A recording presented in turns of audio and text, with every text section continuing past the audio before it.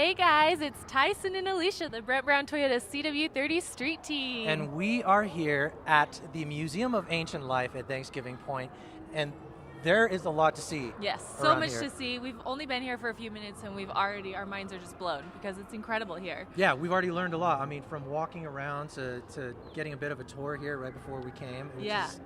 Yeah, there is a lot to see around here, guys. And we did hear that there is a little bit of a connection to Jurassic Park, which is one of my very favorite movies. So Yeah, we're going to learn a that'll be little bit later. more about that. So let's go ahead and bring Josh in. All right, so tell us who you are, how you're associated with the museum. You bet. I'm Josh Barrett. I'm the Director of Communications for Thanksgiving Point. So I get to walk around and talk about all these cool dinosaurs and cool people. And as you can see behind me, these are two dinosaurs. One's called the Supersaurus, the one on my Supersaurus, left. I like that. And then the Brachiosaurus is the one on the right there. So just two models of thousands of dinosaurs that you see here. Everything in a glass case is real. It's a real dinosaur bone, a real fossil. The big ones obviously are replicas, but we have authentic stuff here, and it's pretty awesome. We have all kinds of fun events and things for families of all ages. Yeah, so there's like tons and tons of children here, so this is a great place to bring your family. What kind of things do you have at the museum that are good for kids? Yeah. Well, yeah, I mean, learning is obviously our number one thing. We are big STEM focused here. We want kids to come. We want them to learn. We want them to have fun, though. If we can trick them into having fun and learning at the same time, that's our goal. But yeah, we have all kinds of events during the weekend and things like during the week. The museum's open for play, and we have an erosion table down here that teaches kids about how land works and moves with water, and there's all kinds of fun things. There's a traveling exhibit here that teaches kids how the inner workings of a toy will work. So you never know what you're going to get. Come on down and see it. But this is still a place that adults could come to and Oh, yeah. still be entertained as well, right? Yeah, for sure. Mom and Dad can come. They can learn as well. Each dinosaur has a little placard that you can kind of learn about that specific dinosaur. So Mom and Dad can come and learn. Grandma and Grandpa. It's for everybody for real. That's yeah, awesome. so let's get moving because there is so much to see, and we're going to chat with somebody really cool. Yeah. Tell us about him. Yeah, this guy is one of my favorite human beings on the planet, and he's probably the smartest guy I know. He's Rick Hunter. He's our head paleontologist here at Thanksgiving Point, and he's my expert. He's my go-to. And so he's great resource. And the cool thing about Rick is he has his own paleontology lab here on site that you guys will get a chance to. So without further ado, Rick Hunter. Yeah, come on in, come chat with us. Okay, so they were saying that everything in the glass is real, right? Yeah, so these tell are us the about real this. thing. So I'm standing here looking at this Ceratosaurus, thinking that a rack of ribs might be really good for lunch. Yeah, it does. It's about lunchtime. I It's think close that too, sounds yeah, about it's right. close too. So yeah, the real things are behind glass. They're protected. And of course we have some fantastic big skeletons that we couldn't put behind glass, Yeah. and they are cast. So what are we seeing here? What is this skeleton that we're seeing right So here? this is a juvenile meat-eating dinosaur called Ceratosaurus. Okay. And as you can see, there's some pieces that don't look like the others. Mhm. The dark black pieces are the pieces that we're missing, and so they have been sculpted and painted flat black, so you can kind of tell what we find and what we don't find. And fantastic rare skeleton here. So you say that it's a meat-eating dinosaur. Were most dinosaurs back in the dinosaur age, were they most meat-eating, or were they? No, it's both. You have Herbivores? predators and prey, just like we do today. So you have the meat eaters, you have the prey animals, the herbivores that they would prey on, of course. All right, let's so keep cool. walking. Let's keep Yes. moving. There's these huge dinosaurs here, which The is su- amazing. Supersaurus? I'm really. Supersaurus. Yeah, Supersaurus. Supersaurus, 110 feet long. So he goes from one end of the room to the other. That's so It's crazy. probably one of the largest Jurassic dinosaurs that we have here in Utah.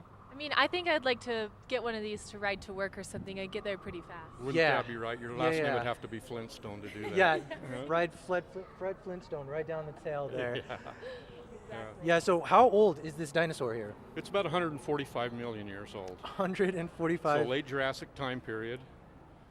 This is way before T-Rex. So Now do this you have one- a favorite exhibit here that you like? If people come here, you're like, you have to make sure you check Actually, this I do, out. and I'll tell you why. It's the one right behind me here. Okay, let's This take a look. juvenile Allosaurus, and I actually discovered the original skeleton back in 2002 to this guy.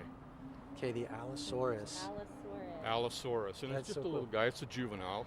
Was working out in Wyoming and came across this skeleton, Oh wow. the Morrison Formation, about 145 million years old also. Wow. So are most bones that you guys find, are they about this old?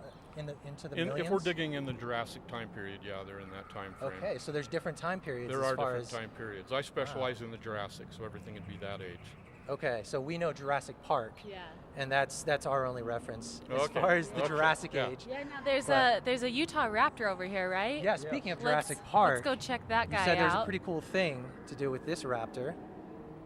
Yeah, so he was saying that this is what the raptor from Jurassic Park was actually modeled after, right? Yes, about Yes. that size. So they called them velociraptors, but actually velociraptor is a very small animal. And not, very Not that intimidating. So kind of an ankle biter, if you will, and that doesn't work well for a movie like Jurassic Park, so they upsized, and lo and behold, right after that, we found Utah raptor. Look at those That's claws. You definitely would not want to come across this guy. Absolutely not. So why is this guy named the Utah Raptor? Is it because he's from he was Utah? from Utah, discovered in Utah. Utah, down near the Moab area.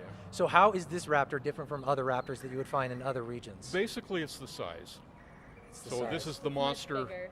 yeah, the monster This is raptor the of the bigger group. then. And you said the velociraptors, were they They about were knee quite high? small, yeah, Knee and high. short. All right, They're like guys. So the little. Still very vicious. Jurassic Park, Yeah. you got it a little bit wrong. It's okay. But Movie it's okay. Industry. All right, so there's this really cool area that kids can kind of get their hands dirty, right? Can we kind of walk over there and tell us about that? Yeah. Yeah, it's called our erosion table, and it's a play area where kids can come and play in sand and water and learn about the principles of erosion. And that is basically what happened to these dinosaurs back in the day. When they died, they were buried. If they were buried quickly, they became fossils. And so through play, they understand that science that happened there. So they have water going through the sand, they have dinosaurs in there, they can then build rivers and dams and cause flash floods. And This is incredible. I wish Yeah. I was a child. I mean, I guess adults can really get their hands dirty, can't they? absolutely. Yeah, so this is called the erosion table. the erosion table. Right here. And you can see there are a few adults here. And if you come in on a Saturday, there are as many dads playing in that as there are kids. They love it. So it's just a room full of future paleontologists is Yes. what this is right here. Cool. That's so cool. Let's maybe Let's- get in yeah. here. What is So got kids a can little find dinosaur? dinosaurs as they Ooh, go. I like that. That is Just get your hands that dirty is here at the fun. Museum of Ancient Yes, Life. I and love there's- it. Look how cute this is. There's like little dinosaurs in there you can play with. You can fight them. Yeah, my action figure days are coming back where I just yeah, want right. to bring in Okay, Superman And from then the the back. last thing we're gonna look at is an actual. You guys have like an actual lab here, Yeah, right? it's our working fossil lab where we have some skeletons that we're working on. All right, The so let's real go. thing. Let's go check that out. That's gonna be cool. We went in there already once, and it's like this off limits so area. cool. So we're taking you into this really special place to see some of the coolest things. Yeah, but we're getting secret access. Rick is giving us secret We're giving access you to all this the lab. secret access, the secret street team access. This is where they have paleontologists work on bones Actual, beforehand. yeah. I mean, I'm not really. We're gonna have to ask him how it all works because I'm not 100% sure. I'm sure we learned We're not in school at paleontologists. some point, but So- I don't remember. Okay, here we go. All right. Come on in. Thank you. Okay. Okay, so come back over here. So tell us a little bit about everything This that's going room. on in So here. this is the fossil prep lab, and we are doing the preparation on a long-necked dinosaur called Barosaurus. Okay. So the things that you're looking at here in front of us are the field jackets, the way the bones come in from the field. They're wrapped in this protective capsule that allows them to be transported without falling apart because they are very fragile bones. So these are the actual bones that These you're are kind of the like actual digging bones. out, right? Yeah, and we're using all kinds of tools that chip away the rock and hopefully not chip away the bone too. Now, how long have you guys been working on this This little set right particular here? dinosaur's been a 10-year project to A this point. 10-year project. How much longer do you see it going? I'm not sure. At least another 5. At So least it's like a another pretty 5. slow process because you have to be very It careful. is, yeah. It's Jurassic bone and it's very fragile. And the only thing literally holding this bone together is the rock that it's encased in. And what we're doing is taking the rock away. So what happens is the bones fall apart. And we're continually piecing them back together and putting hardeners on them and things like that. Yeah, so what do you do with the bone after you kind of get it out? Once to we get it preserve out, we do the finished prep, and it looks somewhat like this. And things that are in the collections room, set them aside, do the next jacket, and get those ready. Once that's all done, we'll do the science on it, and we'll figure out if this thing is going to be complete enough to mount. Now, this is how you guys are going so far. This in red, is that what we're seeing? Is the completed bones that you guys have excavated so far? Exactly. Okay, and then this room right behind us here is where those bones are being kept. That's Now- where the finished bones are being kept. Now, do you guys have to keep these bones in any condition? Like, do you have to keep them in colder temperatures? No, they're stable. They're just basically rocks. So they're very Okay, so tell us about this, because this has a really cool backstory behind it as well. This is a fantastic piece of science that we have in the lab here that we're in partners with the state of Utah to do the preparation on. It is the Utah raptor block. And that block contains a family of Utah raptors. We have at least one adult, 2 subadults, and 3 babies that we have seen so far just in the surface of this thing. Just in the surface. And what we've learned from some geologists that have helped us with this is that they were trapped in a quicksand trap.